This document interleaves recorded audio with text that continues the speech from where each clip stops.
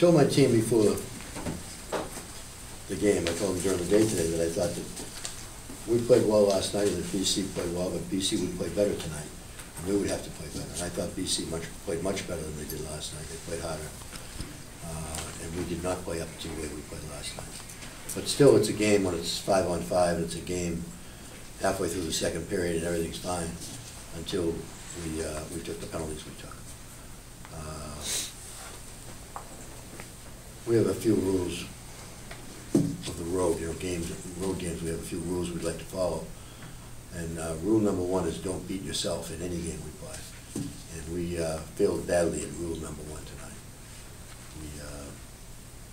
We not only, this is a bad combination. We took a lot of penalties, and I thought a lot of them were stupid penalties. And we did a lousy job killing penalties. So when you're taking penalties and you're doing a lousy job killing penalties, you're not going to win the game. And that was the difference in the game. I thought my goalie played great. He made some really great saves. I think Milner's a great goalie. I didn't think he had to play hard tonight. I don't think we had a lot of great chances. We had a lot of chances around him and near him, but we didn't really put a lot of pressure on him. And that was a credit to him, but he kind of kept things cool, but their defense played really well in front of him tonight. So I don't think I had one guy that I thought really played great tonight, that really played well. I don't think I had one guy that was absolutely horrible tonight either. But I know I had a bunch of guys that took some stupid penalties, and we're going to have to deal with that. This is the first time in a while. We started it last night by taking a few stupid penalties at the end of the game, and then we took some more tonight. And that, in my mind, was the difference. They get the first 4 goals, they get a power play goals. So don't beat yourself, and we did. Jack, you said you didn't like the way you played on the penalty kill, but did BC show you anything differently? No, they played just about the exact same thing they did last night. They moved it better, but we didn't take away time and space like they did. They had a little bit of different look on their second power play unit, but they had that last night as well. Because one of their players is out with an injury, who usually plays on the first power play unit, so they changed it around. And but they did the same thing on both of them. The difference was the puck was zipping around the night, and we were not anywhere near as alert or as intense as we have to be killing penalties against a team like that. Did you see the penalty on Cisse at the end of the first? Yes, I did. I saw it when it happened. I saw it on the film. What did he do exactly? He didn't do anything. He was their guy was 2 to 3 feet inside the circle before the puck was dropped, and that's our fault. When they're going to cheat, we should cheat with them. We didn't. The linesman dropped the puck. He never should have dropped the puck. Then they took a dive and we hit the penalty. And then, of course, Escobedo gets called for for diving later in the game. What do you think of that call? And it's kind of become a trend. I don't want to make any comments on the calls. There were calls that I would like to have had called that were not called. There were a few calls that I didn't think should have been called, but it paled in comparison to some of the stupid things we did. So we didn't lose this game because the referees had a bad night. We lost this game because we had a bad night, and BC had a good night.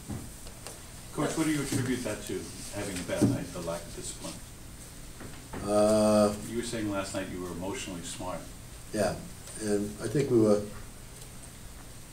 got frustrated with some of the calls that were going against us, and then we fed in one. And I think we got frustrated more so on the calls that they didn't call, and we fed in one. And that's the stuff you got to get through. Jack, how big of a turning point was that missed breakaway at the second? I think you guys got to penalties right after that and then power plays. Yeah, well, anything that was going on, when they didn't score in the first 5-on-3, I thought we might be okay, but then they get the next 5-on-3, and that was, we were down 5-on-4, and we really took a stupid penalty to make it 5-on-3 again. And that was the bad break. I don't think that, if we had scored, it would have been nice. We could have scored on other shots too. Up until that point, up until they got the power play goals, I really liked the way we were playing. They got the, I guess it was 15-48 and 16-38. Those 2 goals ended the game. And up until that point, I thought, this is fine. But then we disintegrated. Do you mind sharing your comments with Jerry after the game? I just said congratulations on the tying the record. You know, I will call him now and tell him congratulations when he gets the W. I'm glad I didn't have to do it on the ice because we got a split this weekend. But, he deserves all the accolades.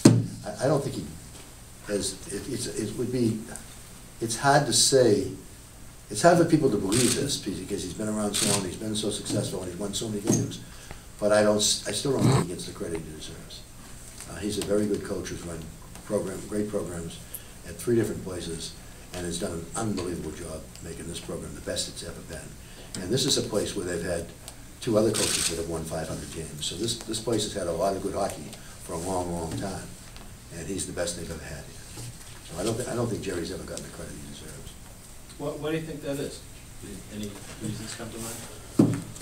I think that people think that hey, they should be, you know, they have had 3 coaches that won 500 games. They're always good, you know. They get good players, you know. A lot of teams have got good players. This team is well coached in every phase of the game. Did you know as soon as Jerry got to BC that they were going to start turning it around, or was there a build-up process that you witnessed during his first few years? I did not know they would turn it around as well as they did. They didn't turn it around real quick. They had a few struggle years, but it took them time to recruit. But then they got on a roll in the 2000s like we were on a roll in the 90s.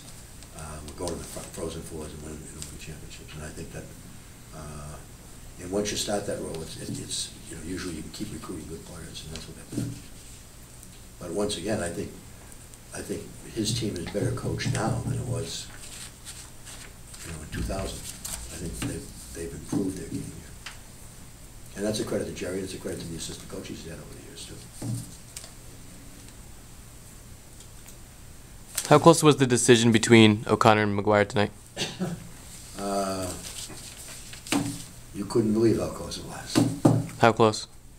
You couldn't believe how close it was. Anything else? Thanks, Coach.